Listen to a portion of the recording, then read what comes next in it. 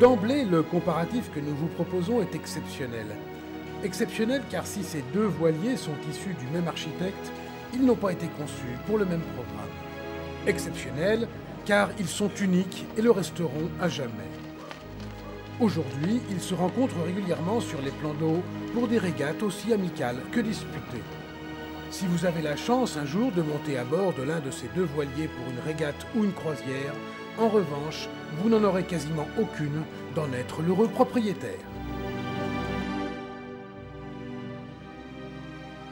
C'est bien William Fyfe Jr. qui a dessiné ces deux voiliers. Moonbeam a été conçu pour un programme de course croisière. Moonbeam est un bateau qui a été construit en 1903 chez Fyfe à Fairlie en Écosse. Je crois qu'il a été construit en même temps que le grand Shamrock de Sir Thomas Lipton. Donc en 1903, c'est un bateau qui n'est pas vraiment une grosse unité. Le bateau fait 25 mètres au pont, 31 mètres avec le Beaupré, 4,75 de large et 70 tonnes. Donc c'est un bateau assez lourd, mais qui a une carène merveilleuse puisque c'est un bateau qui marche très bien à la voile, et même dans le petit temps. Son premier propriétaire est Charles Plumtree Johnson, un éminent avocat londonien. Moonbeam navigue et régate jusqu'à la fin de la Première Guerre mondiale, puis est vendu à un industriel parisien. Brest devient alors son port d'attache. Basé à Cannes en 1920, il continue de naviguer et de courir régulièrement jusque dans les années 30. Et ensuite, le bateau a appartenu à Félix Amiot, qui était un pionnier de l'aviation. Et le bateau est resté pendant des années stocké à Cherbourg.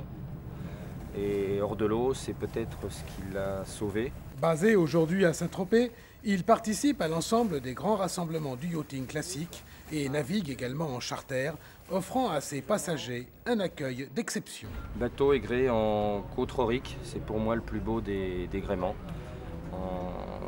C'est un bateau qui a été construit 3 ans avant la création de la classe J, mais c'est un bateau qui est assez proche de la classe J, un peu plus gros que Twiga. En effet, en 1906, Anglais, Français et Allemands donnent naissance à une jauge internationale dont le résultat devait être un rating exprimé en mètres. 10 catégories sont créées, de 15 mètres JI à 23 mètres JI. Twiga fait partie de la catégorie des 15 mètres de la jauge internationale. Son programme était exclusivement de la régate. Twiga touche l'eau pour la première fois en 1909. C'était quasiment le sister ship d'Hispania, 15 mètres JI de 23 mètres, appartenant au roi d'Espagne, Alphonse XIII. Après avoir été vendu en 1916 puis en 1918, c'est en 1923 que Twiga revient en Angleterre et prend le nom de Dorina. En 1934, Colin Newman achète le voilier qui change de nom pour s'appeler Kismet III. En 1970, le bateau prend le nom de Nevada et change son gréement de côtre aurique pour celui de côtre bermudien avant d'être acheté par un couple de Grecs qui projette de faire avec un tour du monde. Le voilier retrouve son nom d'origine, mais ne fera pas le tour du monde. Depuis, Twiga est devenu la propriété du Yacht Club de Monaco, qui en a fait son vaisseau amiral. Le travail de restauration du voilier est exemplaire.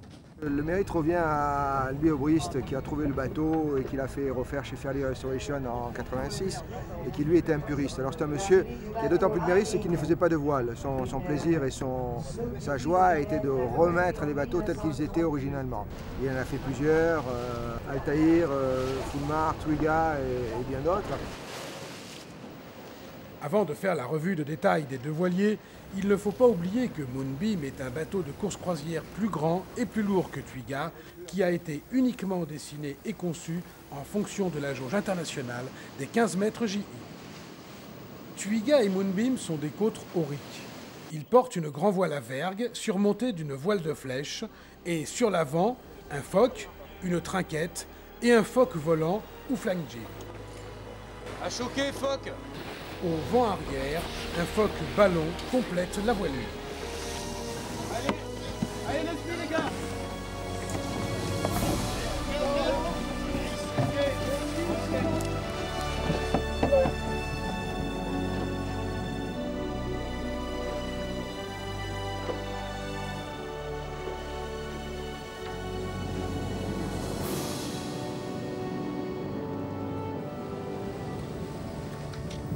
Les plans de pont reflètent la différence d'utilisation des deux voiliers. Les cockpits sont petits. Celui de Moonbeam est divisé en deux parties et est précédé par la barre à roues avec un siège jockey. La taille du cockpit tient compte du fait que propriétaires et invités n'étaient pas plus de 4 ou 5, l'équipage se trouvant lui sur le pont. Celui de Twiga est simple et traversé en partie par l'imposante barre franche.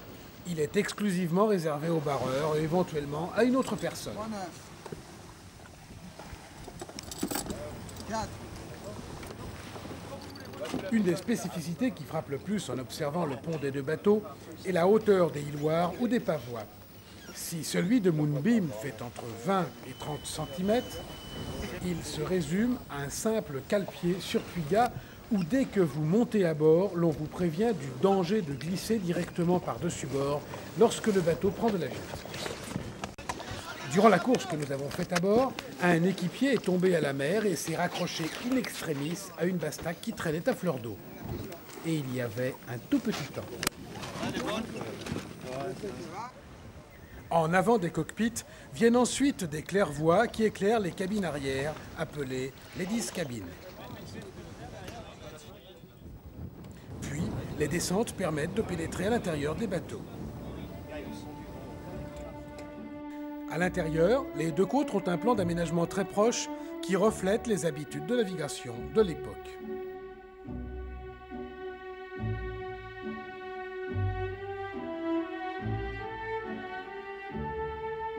La différence réside essentiellement dans la décoration, l'intérieur de Twiga étant plus simple et plus léger que celui de Moonbeam, very British.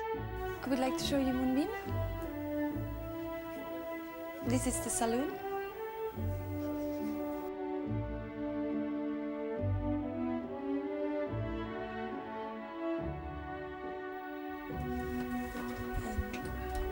And the kitchen.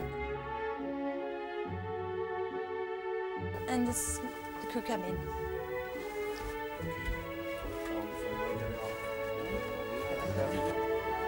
And here we have the owner's cabin.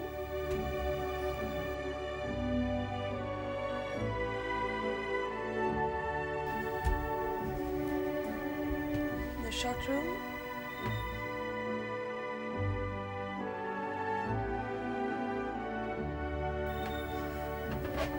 And the ladies' cabin.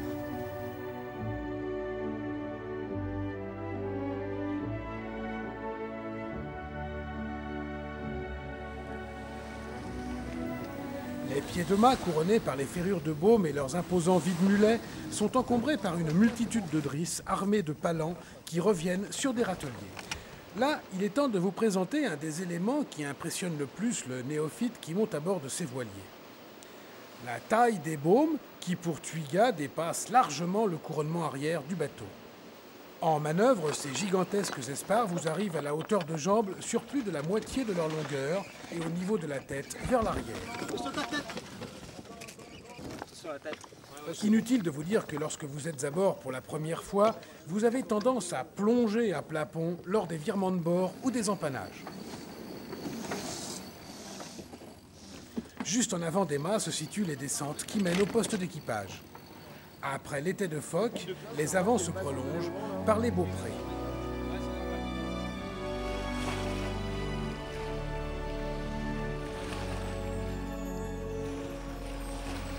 Si celui de Moonbeam possède un filet qui peut recevoir hommes et voiles, en revanche, sur Twiga, rien ne vous sépare de l'eau lorsque vous devez vous rendre à l'ultime bout pour affaler le phoque volant. Sensation extrême lorsque vous vous trouvez à 4 ou 5 mètres en avant des bateaux, surtout si ceux-ci commencent à plonger dans la vague.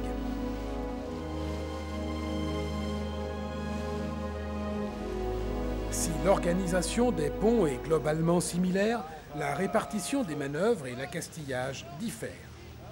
La raison essentielle est bien sûr la différence de programme des deux bateaux. Regarde dans le bas au banc. Moonbeam est équipé d'une série de winches, dont certains sont électriques. Et ne croyez pas que cette aide enlève quoi que ce soit à la dextérité nécessaire pour manœuvrer le grand côte. Michel, on y va, Michel.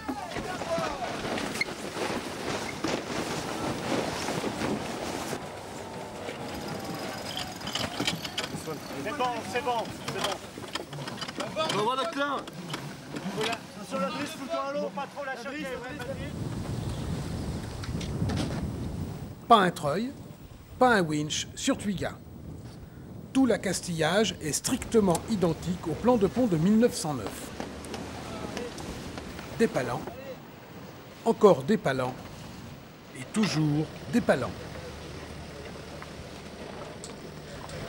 Pour hisser grand voile ou flèche, une parfaite coordination des gestes des équipes pesant sur les différentes drisses est nécessaire afin que les voiles s'établissent correctement. Border un phoque nécessite d'avoir bien répété le geste. Une impression très étonnante sur Twiga est le silence des manœuvres. Pas une mécanique en action, juste le bruit de l'eau, le claquement des voiles et de temps en temps la voix du skipper ou du maître d'équipage. Tu pars le bateau, on règle les voiles bien creuses et on se relance, je suis en train de l'offrir. Dès que le vent rentre un peu, les deux voiliers se mettent à vivre et si nous passons de la couleur au noir et blanc, nous nous retrouvons quasiment 100 ans en arrière dans le Solent sur une photo de Becken.